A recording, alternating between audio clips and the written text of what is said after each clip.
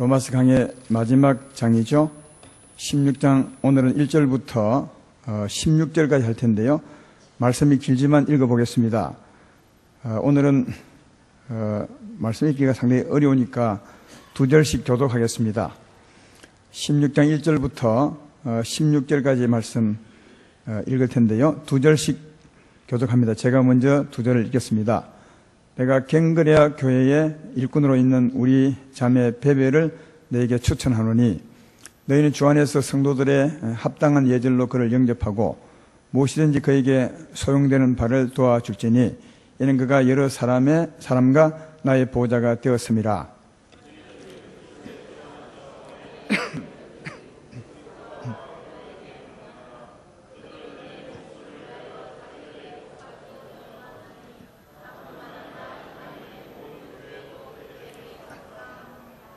또 제 집에 있는 교회에도 문안하라. 내가 사랑하는 예베네도에게 문안하라. 그는 아시아에서 그리스도께 처음 맺은 열매니라. 너희를 위하여 많이 수고한 마리아에게 문안하라.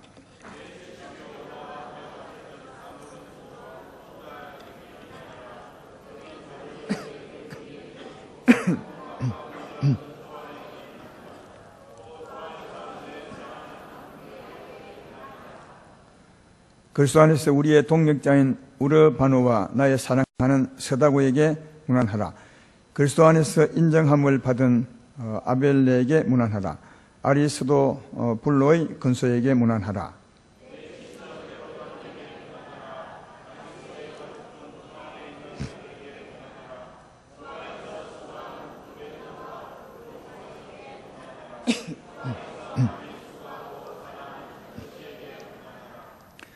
주 안에서 택하심을 입은 루포와 그의 어머니에게 문안하라.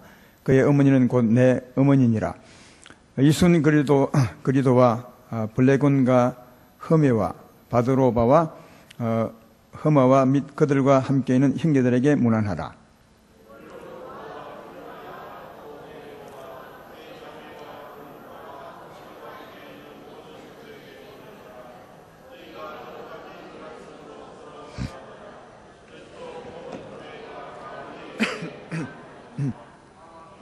아멘. 아직까지는 이제 내가 가진 성경책을 제가 안경 안에서 읽을 수 있는데, 그러나 이렇게 희미할 때가 되게 많습니다. 앞으로는 아마 안경을 쓰고 말씀을 읽어야 될 때가 금방 올 것 같습니다. 오늘 전할 말씀의 제목은 거룩한 입맞춤으로서로 문안하라. 이런 제목으로, 마지막에서 이제 두 번째 말씀입니다. 다음에 하면 이제 로마서 강해를 아마 끝낼 것 같습니다. 오늘 거룩한 입맞춤으로서로 문안하라. 이 바울이 로마 교회 편지를 보내면서 로마에 있는 교회 성도들에게 서로 문안하라 이렇게 이제 인사하는 말이 좀 읽었던 그 말씀들입니다. 로마에도 교회가 많이 있을 거 아니겠습니까? 물론 그 당시에는 지금처럼 큰 교회가 자리를 잡고 이렇게 있는 것은 아니지만 가정을 중심으로 교회들이 많이 있었습니다. 그래서 로마에 많은 교회 있었는데 그 교회 성도들 서로 문안하라. 이런 이제 말씀이 오늘 본문의 말씀입니다. 그 당시에는 이 문안하라 하고 인사할 만큼 실제로 문안하고 교제하고 지냈던 것을 느낄 수 있습니다. 그러나 지금은 이런 면이 굉장히 부족한 것 같습니다. 로마의 교회들이 많이 있었던 것처럼 지금 마산도 교회들이 많이 있지 않습니까? 그렇지만 지금 교회가 커지고 또 교회마다 건물이 있고 교파와 또 교단이 나누어 있어서 서로 교회 간, 또 성도 간 교제함이 참 부족하다고 생각합니다. 오늘 말씀에 의하면 마산에 있는 교회들이 아름다운 교인이 동강교회 교인과 서로 문안하라 이런 말이거든요. 교회 이름을 많이 모르겠는데 하여튼 교회끼리 문안하라. 그런데 우리 합동교단끼리는 그래도 그것도 노예끼리는 조금 그것도 목사님 장로님들만 하지만, 그러나 고신고단 통합교단 이런 교단과 교제 거의 안 하잖아요. 어떤 때는 예수 믿는 사람인데도 교단이 다르다고, 교파가 다르다고 이단이라 하기까지도 하고 막 그렇게 하니까 한 분 하나님을 믿고 살고 그분을 믿음으로 생명을 똑같이 받았는데 이런 교제가 없을 뿐 아니라 또 그보다 교단을 더 크게 생각하고 교리를 더 크게 생각하고 그래서 교단과 교리와 맞추어 가지고 형제라 인정도 안 하고 이단이라 하기도 하고 이런 모습은 오히려 예수님보다 교단을 더 크게 생각하는 것이 아닌가 그런 생각합니다. 그러나 가장 큰 것은 예수 믿음으로 하나님의 생명을 가진 자 그런 사람은 다 형제인 이것이 가장 큰 겁니다. 이건 그 누구도 갈라놓을 수 없고 무너뜨릴 수 없습니다. 교회당이 달라도 또 교회가 다르다 해도 그래도 예수 믿고 한 생명을 받았다면 한 형제입니다. 그래서 뭐 날마다 가서 인사하고 교제는 못할지라도 인정은 하고 살아야 맞습니다. 교회는 다르지만 교단과 교파가 다르지만 우리는 다 예수님을 믿는 하나님의 자녀가 되었으니까 우리 형제다. 그러므로 형제로 여기고 살아가는 늘 만나지는 못할지라도 이런 교제, 이런 인정함이 참 중요하다. 그렇게 생각합니다. 여러분도 차를 타고 먼 곳으로 여행할 때가 있을 텐데 차길 옆으로 교회당이 있으면 어떤 생각을 하고 지나갑니까? 저기도 내 형제가 있구나. 저기도 같은 백성이 있구나. 이렇게 생각하면서 기도하는 마음으로 지나가는 겁니까? 아니면은 남 보듯이 그냥 지나갑니까? 이게 바로 우리 믿음입니다. 우리를 부르심에 합당하게 사는 믿음은 어디에 있더라도 어디를 가더라도 참 중요합니다. 따라서 어디를 가더라도 또 누굴 만나더라도 예수 믿는 사람, 예수 믿는 교회가 있다면 형제라 생각하고 서로 교제하는 마음으로 또 사랑하는 마음으로 기도한다면 하나님은 그 사람을 기뻐할 것이라. 너는 모든 것보다 나를 더 경외하고 나를 인정하는구나. 그렇게 말씀하지 않겠습니까? 따라서 다른 사람들의 말에 의해서 좌우되지 말고 교파와 교단에 의해서 좌우되지 말고 하나님 말씀에 주장을 받으셔서 그 말씀에 따라서 인정하고 또 서로 교제하며 살아가는 우리 모두가 되기를 주의 이름으로 축원합니다. 오늘 말씀은 제목처럼 교제하라 그것입니다. 문안하라, 교제하라 그 말이죠. 근데 교제하는데 특징이 하나 있습니다. 그래서 이 긴 말씀을 다 읽었습니다. 여러분은 문안하라 할 때 어떻게 문안하라 하는지를 느꼈는지 모르겠지만 찾았는지 모르겠지만 제가 볼 때는 주 안에서 문안하라. 항상 그러죠. 주 안에서 문안하라. 그리스도 안에서 문안하라.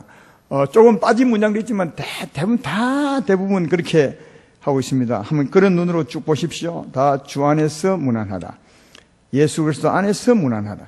주 안에서 문안하라 그렇게 말합니다. 우리가 문안하되 교제하되 하나님 백성이니까 주 안에서 교제해야 된다는 사실을 잘 알 수 있습니다. 그러면 주 안에서 교제하는 것이 어떻게 교제하는 것입니까? 저는 크게 두 가지로 봅니다. 하나는 주의 사랑으로 교제해야 됩니다. 우리가 주 안에서 얻은 것이 주의 사랑입니다. 다시 말하면 하나님의 생명을 받은 것이니까 그걸 다르게 말하면 하나님의 사랑이죠. 하나님의 사랑을 받았습니다. 그러므로 하나님의 사랑으로 교제해야 되고 또 하나는 주 안에서 우리를 부르신 부름에 합당하게 그러니까 관계적인 측면이죠. 합당하게 교제해야 됩니다. 주님이 우리를 부르실 때 어떻게 부르셨냐 어떤 관계로 부르셨느냐 직분자 세미나 때 말씀했지만 우리는 가족입니다. 하나님 아버지를 모시고 사는 하나님의 아들, 딸들, 가족들이죠. 그래서 우리는 가족 관계로 하나님이 부르셨고 주 안에서요. 또 더 가까이는 지체로 불렀습니다. 한 몸의 지체같이 불렀습니다. 여기 교회다운 교회가 되는 것, 가족 같은 교회, 몸의 지체 같은 교회 저기 써놨는데 우리를 주 안에서 부르실 때 가족 관계로 부르셨고 형제 자매로 부르셨고 또 다르게는 한 몸의 지체처럼 지체가 무엇인지 모르겠거든. 여러분의 몸을 보십시오. 어떤 사람은 오른팔 같고 어떤 사람은 왼팔 같이 우리를 부르셨다. 한 몸의 지체같이 우리를 부르셨다. 따라서 주 안에서 교제하라는 말은 이 부르신 부름에 이 관계에 맞게 교제해야 되는 겁니다. 형제로 교제하고 또 더 가까이는 지체로서 교제해야 주 안에서 문안하는 이 문안에 맞는 것이다. 하는 겁니다. 이 육체적인 관계는 형제입니다, 아니면 지체입니다, 이렇게 말할 필요가 없어요. 왜냐하면 피가 서로 통하니까 바로 끌립니다. 내 형제로 인정이 되고, 내 부모, 자식이 바로 인정이 되죠. 여러분 아버지를 향해서 여러분에게 여러분 아버지입니다, 그렇게 심어질 필요 없으면 바로 아버지입니다. 누가 뭐래도 오히려 아버지가 아니라 막 싸울 만큼 아버지입니다. 또 아버지에게는 자식이죠.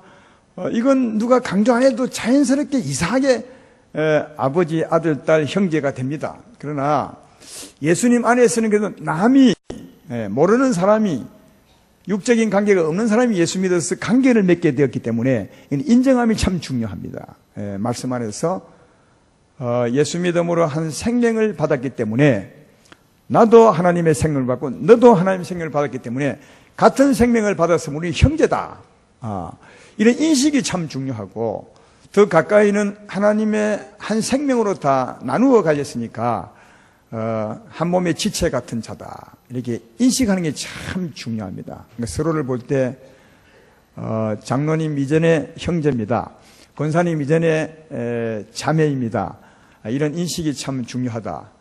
더 가까이는 내 몸의 지체 같은 사람이다, 이런 인식이 참 중요하다는 것을 알 수 있습니다.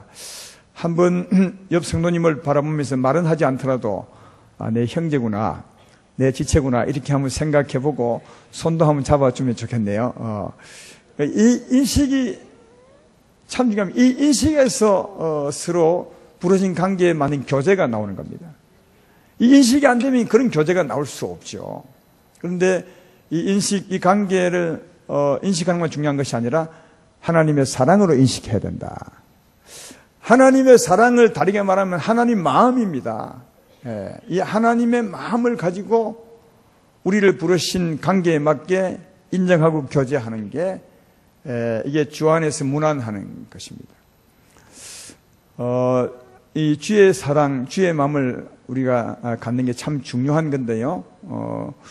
우리는 한 몸의 지체를 하지 않습니까? 형제보다 더 가까운 사이가 한 몸의 지체인데 왜 지체가 되었는지를 성경은 이렇게 말합니다. 고린도전서 12장 13절에 어떻게 지체가 되었는지를 말합니다. 우리가 유대인이나 헬라인이나 종이나 자유인이나 다 한 성령으로 세례를 받아 한 몸이 되었고 또 다 한 성령을 마시게 하셨느니라. 이런 관계로 사는 게 지체입니다. 우리 몸 자주 말하지만 내 한 몸에 지체, 오른팔, 왼팔, 이 많은 지체가 있다는 말은 같은 피가 통하고 있는 거죠. 한 생명으로 세례를 받은 겁니다. 같은 피로 세례를 받은 거나 같죠. 그래서 같은 성령으로 세례받은 사람을 한 지체를 합니다. 따라서 여러분도 성령으로 세례 받으셨고 나도 예수 믿을 때 성령으로 성령이 세례라면 세례의 의미를 두지 말고 같은 생명을 받았다는 겁니다. 우리 모두가 다 예수 믿으면 같은 생명을 받습니다. 예수의 피를 받습니다. 믿으면 아멘 합시다. 그래서 한 지체라는 거예요. 한 몸에 속한 지체다. 그리고 한 몸에 속한 지체라면 그 다음 또 중요한 것은 또 다 한 성령을 마시고 산다는 거예요. 여러분의 영혼의 양식은 뭡니까? 영혼의 양식은 담배 연기는 아닐 거 아닙니까? 예? 우리가 한 몸의 지체가 되었으면, 성령으로 지체가 되었으면 먹고 마시는 것도 하나님 말씀으로 성령을 먹고 마십니다. 하나님 말씀으로 같은 영을 마시죠. 그러니까 하나님의 영으로 세례받아서 한 몸 된 우리들이, 산 몸이 된 우리들이 그 후에도 말씀 듣고 같은 영을 먹고 마십니다. 그래서 한 지체라는 거예요. 우리 몸도 같은 피로서 태어났습니다. 내 한 몸을 말하면요. 그리고 나는 아침을 먹으면, 입으로 아침을 먹게 되겠죠. 먹으면, 이 먹었던 음식을 내 온 지체가 나누어 먹습니다. 똑같이. 한 입으로 들어간 모든 양식은 물이든 음식이든 전부 똑같이 나누어 먹습니다. 예. 다 같이 한 생명을 다 같이 먹고 마시는 거죠. 내 몸에. 오른팔도, 먹었던 그 음식을 나누어 먹고, 왼팔도 먹었던 그 음식을 나누어 먹고, 이게 여러분 지체라는 거예요. 한 성령으로 세례받아 지체가 되었더니 그리고 그 후에도 똑같은 성령을 늘 먹고 마시는 것이 한 지체다. 지금 우리가 그런 관계 아닙니까? 예수 믿어서 성령으로 세례를 받아 한 몸이 되었고, 그 후에도 똑같은 말씀을 듣고 말씀과 함께 성령을 먹고 마심으로 같은 생명을 먹고 마시는 지체가 아닙니까? 그렇죠. 그래서 우리를 한 몸의 지체라, 예수의 한 몸의 지체라, 그렇게 말씀을 하는데, 우리가 먹고 마시는 성령, 이 성령의 성질이 뭐죠? 이 성령의 성질이 성령 거룩한 영이란 뜻이고, 이 거룩한 영인도 성질이 있을 거 아니겠습니까? 이 성질, 성품이라 하면 뭐 하나요? 이 성질은 한마디로 말하면 사랑이죠. 하나님의 마음이에요.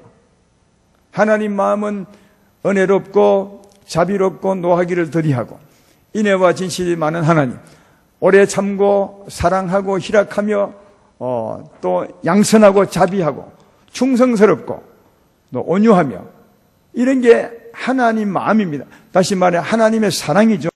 제 말 이해되면 아멘 합시다. 이게 성령으로 준 하나님의 사랑이에요. 우리 이 사랑을 똑같이 먹고 마셨습니다. 한 성령으로 준 하나님의 사랑과 오래 참음과 자비와 은혜를 우리 먹고 마시며 된 것입니다. 그러니까 이 성령으로 이 한 마음을 가지게 된 거죠.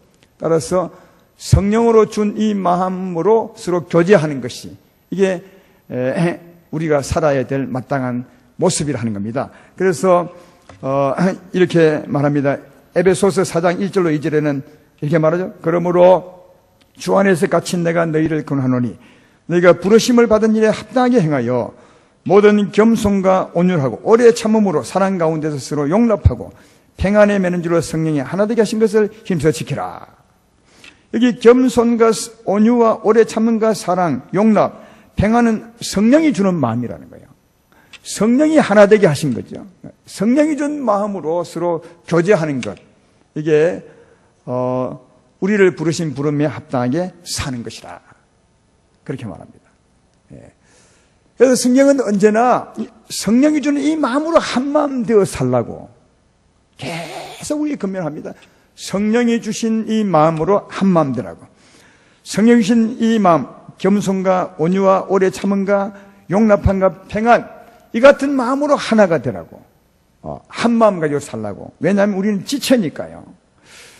빌립보서 2장 1절로 4절에도 이렇게 말합니다. 그러므로 그리스도 안에 무슨 권면이나 사랑에 무슨 위로나 성령의 무슨 교제나 궁핍이나 자비가 있거든. 그 다음에 마음을 같이하여 같은 사랑을 가지고 뜻을 합하여 한 마음을 품어 아무 일에든지 다툼이나 허영을 하지 말고 오직 겸손한 마음으로 각각 자기보다 남을 낮게 여기고 각각 자기 일을 돌볼 뿐 아니라 또한 각각 다른 사람의 일을 돌보아 나의 기쁨을 충만하게 하라. 같은 마음, 성령 주는 같은 마음으로 서로 사랑하고 돌보고 위로하고 격려하며 살라고 말씀하죠. 또 고린도전서 1장 10절에도 그렇게 말합니다. 형제들아, 내가 우리 주 예수 그리스도의 이름으로 너희를 권하노니 모두가 같은 말을 하고 너희 가운데 분쟁이 없이 같은 마음과 같은 뜻으로 온전히 합하라. 여기 같은 마음은 성령이 주는 같은 마음입니다. 왜? 우리가 성령을 먹고 마시니까 같은 것을 받았으니까 성령이 주는 같은 마음으로 같이 말하고 같은 생각을 하고 살아야 될 것이다. 이게 여러분 주 안에서 교제하는 겁니다. 주 안에서 문안하는 겁니다. 주 안에서 문안하라는 말은 이 같은 하나님의 사랑, 같은 마음, 같은 마음으로 같은 말을 하면서 형제같이 또 더 가까이는 지체같이 교제하는 것, 이것이 주 안에서 문안하라, 주 안에서 교제하라, 이 말의 참 뜻입니다. 이렇게 살아가시면 진짜 정말 큰 사랑으로 사랑하는 것이 되겠죠. 굉장히 가깝게 교제함이 될 것입니다. 이 말에 부끄러운 우리 삶이 참 많지만 성경은 그렇게 하라고 말합니다. 정말 가깝게, 정말 큰 사랑으로 교제하라, 그렇게 말씀하고 있습니다. 그래서 오늘 본문 맨 마지막 16절을 보십시오. 한번 다 같이 읽어볼까요? 시작. 너희가 거룩하게 입맞춤으로 서로 문안하라. 그리스도의 모든 교회가 다 너희에게 문안하라. 오늘 제목처럼 내가 거룩하게 입맞춤으로 서로 문안하라. 그렇게 말합니다. 입맞춤으로, 거룩한 입맞춤으로 그렇게 말하죠. 이런 말 하면 뭐 하겠지만, 여러분, 어떤 사람하고, 육적으로도 어떤 사람하고 입맞출 수 있죠? 가장 사랑하는 사람이면 절대로 입 못 맞춥니다. 입맞춤은 정말 다른 거예요. 입맞춤은 진짜 사랑하는 사람 아니면 입 못 맞춥니다. 다른 일을 할 수 있어도 입맞춤만큼은. 그러니까 이 입맞춤은 최고의 사랑으로 교제하라는 말인데, 여기 말씀을 잘 읽으셔야 됩니다. 야, 그러면 오늘부터 입 맞추고 살아야 되겠네. 이렇게 하지. 거룩한 입맞춤이요. 그러니까 육체적인 입맞춤이 아니라는 말이요. 거룩한 입맞춤이, 그러니까 거룩한 마음으로, 하나님, 예수의 마음으로, 아까 말했던 그 마음으로 정말 입 맞추듯이 가까이 교제하며 살아라. 이게 거룩한 입맞춤으로 문안하라는 뜻입니다. 굉장히 우리에게 높은 차원의 교제를 말씀하고 계시죠. 지체 간의 교제를 말씀하고 있습니다. 이런 말씀을 우리가 듣는 것은 이렇게 살지 못한 우리를 정죄하고자 함이 아니라, 야, 주님이 정말 원하는 것은 이런 삶이구나. 이걸 잘 깨달아 받아서 성령이 주는 그 마음을 따라 이런 교제하려고 내가 애쓰고 주님 의지했어요. 또 이런 관계로 살려고 다시 마음을 돌이켜 새롭게 하는 그런 자가 되도록, 그래서 점점 이 말씀에 가깝게 살아가는 자가 되기 위해서 이 말씀하는 것입니다. 그런 뜻으로 이 말씀을 받아 마음에 새기셔서 점점 이런 삶에 가깝게 나가는 여러분 되기를 주의 이름으로 축원합니다. 왜 아멘이 그렇게 없으세요?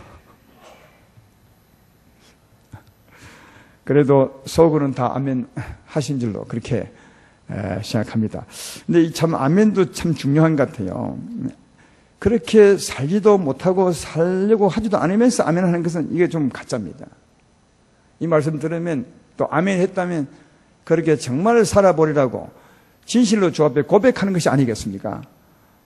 그래서 함부로 아멘 하지 말고 정말 아멘 했다면 그렇게 한번 살아보리고 예서는 그런 자가 될 때 그 아멘 속에서도 하나님을 경외하는 마음을 볼 수 있지 않을까. 그렇게 생각합니다. 그리고 오늘 사도 바울이 로마 교회 편지 보내면서 문안하라 문안하라 하는데, 그 문안하는 앞에 문안해야 될 이유처럼 기록한 덧붙인 말이 있습니다. 그 어떤 말이냐면 한번 2절을 보십시오. 베베 자매에게 말한 건데요. 베베 자매를 향해서 성도에게 말한 건데요. 너희는 주 안에서 성도들의 합당한 예절로 그를 영접하고 무엇인지 그에게 소용되는 바를 도와줄지니, 왜냐 이는 그가 여러 사람과 나의 보호자가 되었습니다. 여러 사람과 바울의 보호자 역할을 해 주었으므로 문안하라, 이런 말이 되고요. 또 3절 4절에도 브리스가와 아굴라에 대한 말하는 거죠. 4절에 보면 그들은 내 목숨을 위하여 자기들의 목까지도 내어 놓았나니 나뿐 아니라 이방인의 모든 교회도 그들에게 감사하느니라. 정말 이 브리스가와 아굴라는 바울을 사랑했던 것 같습니다. 바울의 목숨을 지키기 위해서 자기 목숨을 내어 놓을 만큼 굉장히 사랑했던 것 같습니다. 그래서 문안하라 그렇게 말하고요. 6절에도 보면 너희를 위하여 많이 수고한 마리아에게 문안하라. 12절에도 주 안에 수고한 드루베나와 드루보사에게 문안하라. 주 안에서 많이 수고하고 사랑하는 버시에게 문안하라. 이게 보면 사랑했기 때문에, 나를 정말 좋아했기 때문에, 우리를 보호했기 때문에 문안하라 이렇게 꼭 말하는 것 같죠. 그러나 그런 뜻이 아닙니다. 그러면 그렇지 못한 사람에게는 문안하지 않아야 하는 겁니까? 이런 질문은 맞지 않기 때문에 그런 뜻이 아니라, 이 말은 뭐냐면 형제라는 겁니다.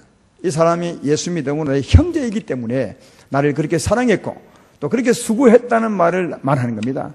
그러니까 예수님 안에서 우리의 형제가 되었고 우리 지체 같은 사람이기 때문에 교제하라. 신분 때문에 교제하는 겁니다.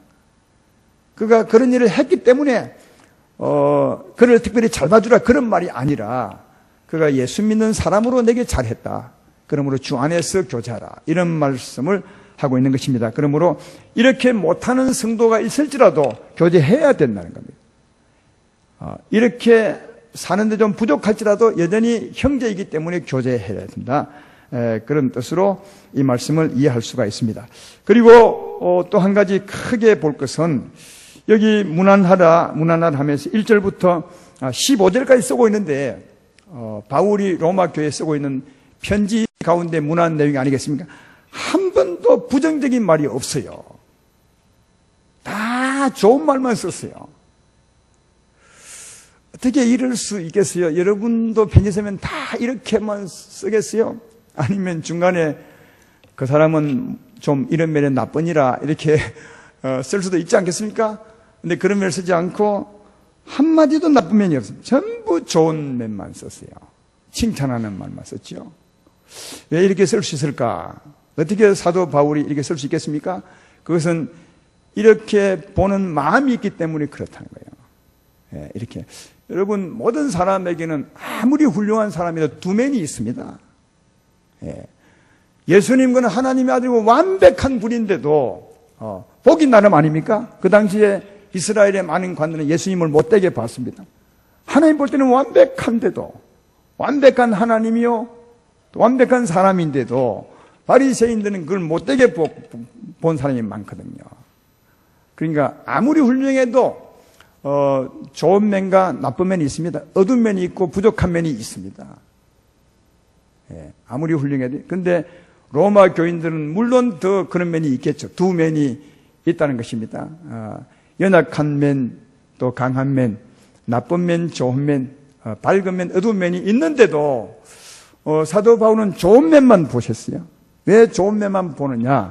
좋은 면만 볼 수 있는 좋은 마음, 좋은 눈이 있다는 거예요. 그래서 좋은 눈, 좋은 마음으로 좋게 보는 것이다.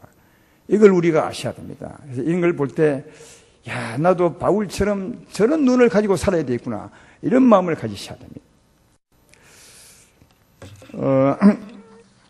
마태복음 15장 18절 19절에 우리가 잘 아는 이런 말씀이 있죠. 입에서 나오는 것들은 마음에서 나오나니 이것이야말로 사람들을 더럽게 하느니라.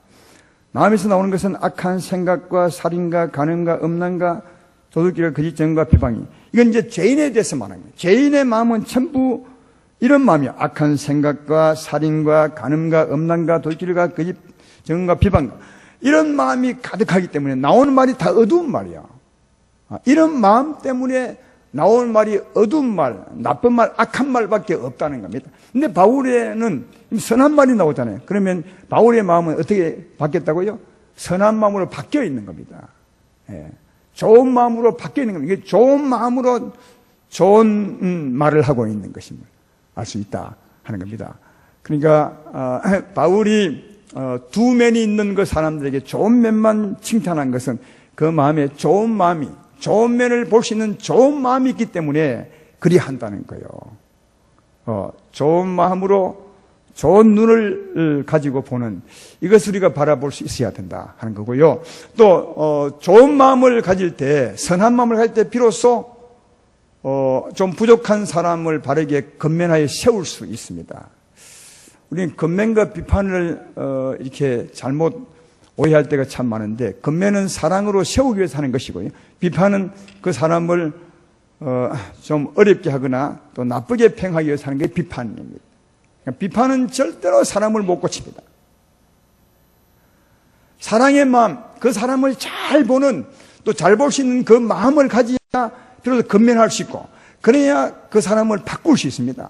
건면이 사람을 바꾸는 거지, 사랑의 건면이. 나쁜 말이 나오는 악한 비판은 절대로 사람을 못 고칩니다. 오히려 더 어렵게 하고 관계를 파괴시킬 뿐이고 손상시킬 뿐이지. 이 좋은 마음이 정말 중요하다는 겁니다. 마태복음 7장 1절로 5절의 말씀이 그 말 아닙니까? 이 말씀을 잘 한번 새겨보십시오. 비판을 받지 않으려거든 비판하지 말라. 너희가 받는 그 비판으로 너희가 비판을 받을 것이요, 너희가 헤아리는 그 헤아림으로 너희 헤아림을 받을 것이니라. 어찌하여 형제의 눈 속에 있는 티는 보고 내 눈 속에는 들보는 깨닫지 못하느냐. 보라, 내 눈 속에 들보가 있는데 어찌하여 형제에게 말하기를 나로 내 눈 속에는 티를 빼게 하려 하겠느냐. 외식하는 자의 먼저 내 눈 속에서 들보를 빼어라. 그 후에야 밝히 보고 형제의 눈 속에서 티를 빼리라. 이해되죠? 비판하는 사람은 그 비판하는 그 마음이 틀렸다는 겁니다. 예. 그 비판하는 비판한 틀린 마음으로 니도 비판을 받을 것이다. 그렇게 말합니다. 그리고 그 비판하는 마음을 두고 비판은 상대방의 티를 지적하는 것이니까요. 상대방의 티를 지적하는 것이니까 비판하는 그 마음은 오히려 더 눈에 들보를 박은 것 같다. 티를 가진 그 사람보다 더 큰 들보를 가진 것이다. 들보를 가지고 네가 어떻게 이웃의 티를 빼겠느냐? 절대로 못 뺀다는 거예요. 오히려 이웃의 티를 빼려면 이 들보부터 먼저 빼야 된다. 비판하는 마음을 버리고 하나님의 사랑의 마음, 바울 같은 좋은 마음을 가져야 비로소 근면하고 그를 바르게 세울 수 있다. 그렇게 말씀합니다. 네, 이 말은 참 많이 듣고 속으로 아멘도 되지만 이게 참 잘 안 되죠. 이게 돼야 된다고 생각합니다. 그래서 이런 말씀을 적용하면 우리 자녀들을 바르게 교육할 때도 절대로 화날 때 얘기하면 안 돼요. 화날 때. 화날 때 하는 마음은 그건 근면하는 마음이 아니에요. 사랑하는 마음도 아니고 오히려 더 화날 때 하면 자녀와 사이만 나빠지고 오히려 본인도 나빠지고 관계가 더 어려워지게 되는 것을 볼 수 있습니다. 진짜 자녀를 사랑한다면 그때 화날 때 하지 말고 은혜가 충만할 때 그때 자녀를 불러다가 사랑하는 마음으로 근면하게 되면 그 사랑의 힘이 그 아이를 고칩니다. 사랑의 힘이 그 마음을 움직입니다. 예. 그 사랑이 하나님 마음이거든요. 하나님 마음이 역사해야 그 아이의 마음을 바꾸고 움직이는 거지. 비판하는 마음, 어두운 마음, 덜보를 가지고는 결코 그 사람을 못 고치는 거예요, 아이들이. 그래서 여러분 자녀를 사랑한답시고 늘 화가 날 때 그때 몰아서 한번 고치려고 예를 쓸 때가 참 많죠. 그리고 그때 꼭 이런 말을 합니다. 지금까지 내가 가만히 보고 있었는데 오늘 내가 날 한번 잡았다고 그렇게 할 때가 그게 아이를 고친 것이 아니라 아이를 더 나쁘게 하게 된다는 사실을 알 수 있습니다. 예. 근데 참 이게 안 된다고 이 사람이라. 예? 그 아이가 나쁜 면이 보일 때 그때 막 김에 나쁜 면을 본 김에 한번 욕하고 막 싸워서 고치보려 하지. 좋을 때는 또 그 아이에게 그런 말 하기 싫어하거든요. 사람인지라. 근데 바꾸십시오. 그 아이를 진짜 사랑하고 고친다면, 고치기 원한다면 하나님의 사랑이 충만할 때 그때 사랑으로 건면하시. 오늘 이렇게 마이가 뻥뻥하죠. 고치면 훨씬 더 좋을 것 같다. 그렇게 생각합니다. 오늘 예수님 마음이 그런 마음이에요. 네 비판하는 마음으로 들보를 가지고는 결코 사람을 바꿀 수 없다. 이 들보를 빼고 하나님의 사랑의 마음을 가질 때 비로소 이웃의 티도 뺄 수 있다. 그렇게 말합니다. 이 좋은 마음을 갖는 것이 참 중요하다는 것을 알 수 있다. 사랑하는 여러분, 여러분은 어떤 마음을 갖고 계십니까? 좋은 마음을 갖고 계십니까? 아니면 어두운 마음을 갖고 계십니까? 약한 마음을 갖고 계십니까? 아니면 밝고 강한 마음을 갖고 계십니까? 물론 이제 우리가 이 세상 살기 때문에 자주 변합니다. 어떨 때는 은혜 충만할 때는 좋은 마음을 가졌다가 또 은혜가 떨어지면 좀 마음이 어두워졌다가 이렇게 하지만 그래도 좋은 마음을 가지고 사셔야 됩니다. 얼마든지 좋은 마음 가지고 살 수 있는 것은 예수의 피가 우리에게 있고 뒤에 십자가가 우리 앞에 있고 성령의 은혜가 우리 앞에 있기 때문에 얼마든지 내 마음을 새롭게 좋게 바꾸어 살아갈 수가 있습니다. 따라서 언제나 좋은 마음으로 바꾸어서 좋은 눈으로 이웃을 바라보고 살아가야 되리라 생각합니다.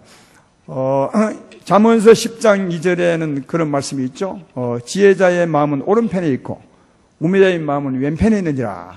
그 오른편 마음이 칭찬하는 마음입니다. 사랑하는 마음이죠. 바보 같은 사람은 늘 마음이 왼편에 있다. 정죄하고 싸우고 욕하고 못되게 보고 비판하고 그것은 맞지 않다 하는 겁니다. 그런 사람이 바보 같은 사람이라. 지혜자는 언제나 마음이 오른쪽에 있다는 거예요.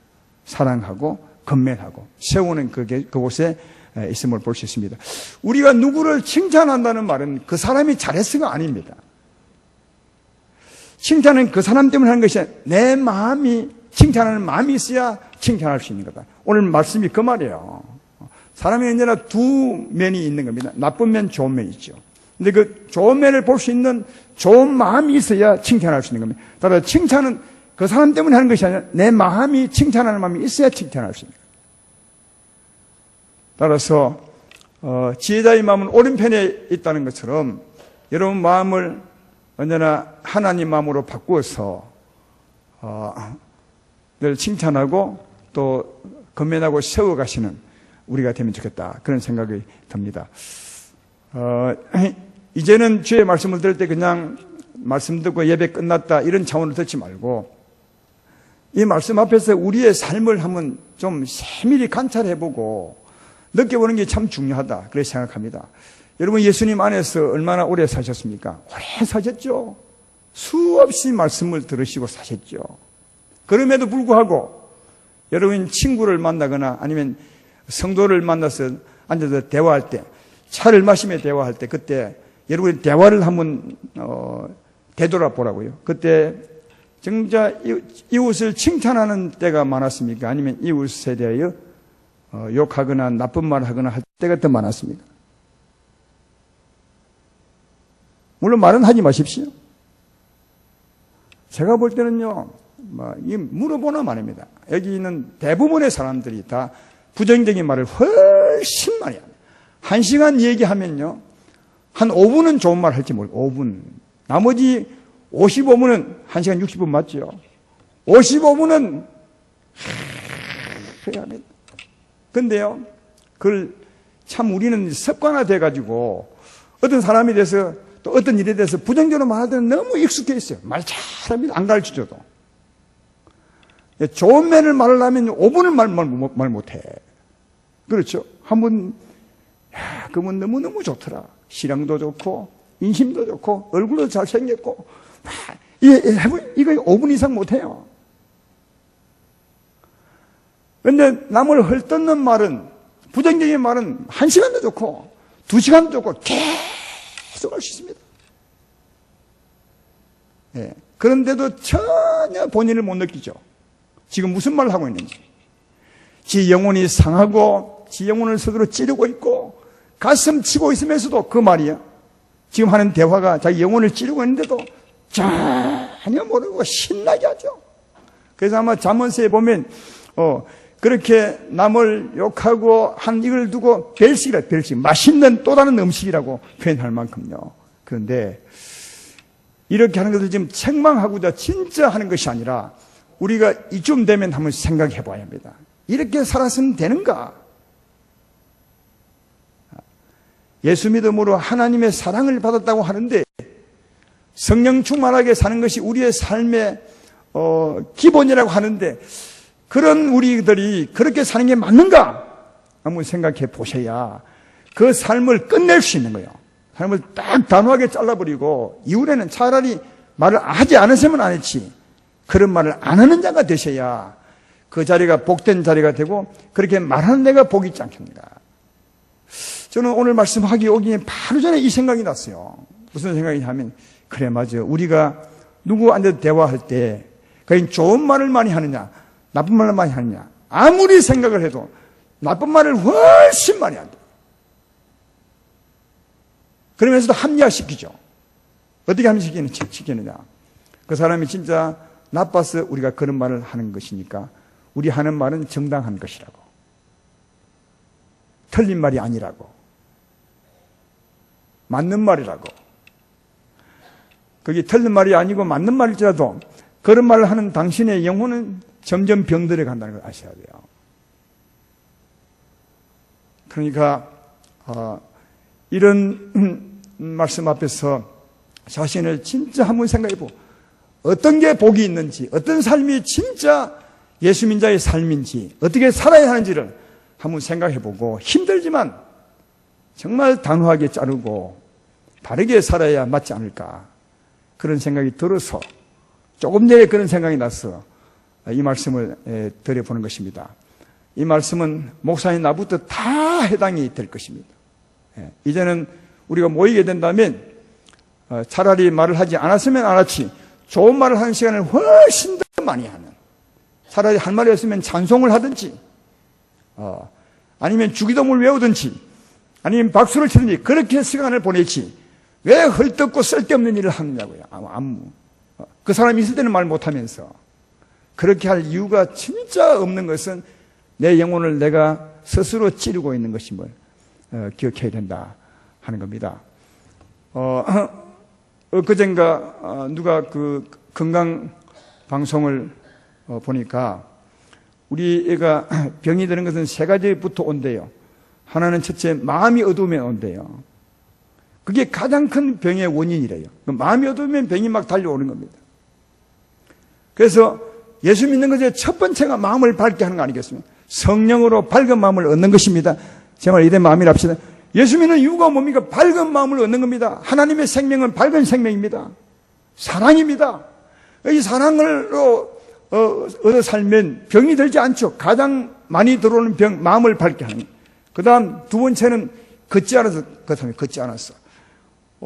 우리 몸에 혈액이 순환되고 모든 기능이 잘 돌아가는 데는 이 끝이 중요하대요. 그리고 그 끝 중에서도 발이 중요해요, 발이요. 그러니까 발은요, 별 문제가 없는 것 같아요. 맨날 걸어 다니니까. 발은 걸어 다니니까 이 참 하나님이 우리를 잘 만드신 것 같아요. 건강하게 살도록 만들어 놓으신 것 같아요. 발 이놈이 제일 많이 움직이잖아요. 여기다가 감각기관을 전부 모아두어서 발만 많이 움직여도 좀 뛰어도 몸이 건강하다니 혈액순환이 잘 된대요. 그 다음 또 끝이 하나 뭐죠? 손이죠. 예. 그래서 이 손도 박수를 많이 치면 혈액순환이 잘 된다는 겁니다.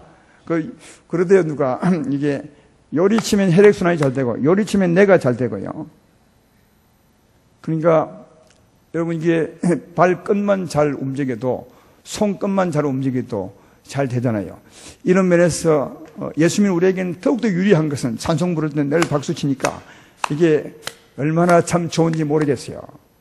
그리고 교회에 올라오면 다른 사람보다 좀 더 많이 걸어야 될 거 아니겠습니까? 물론 차 타고 다니지만. 그렇죠. 그리고 우리 마음도 성령으로 밝은 마음을 갖는 것이니까. 예수님 진짜 잘 믿으면 병 안 걸려요. 병 걸려도 낫습니다.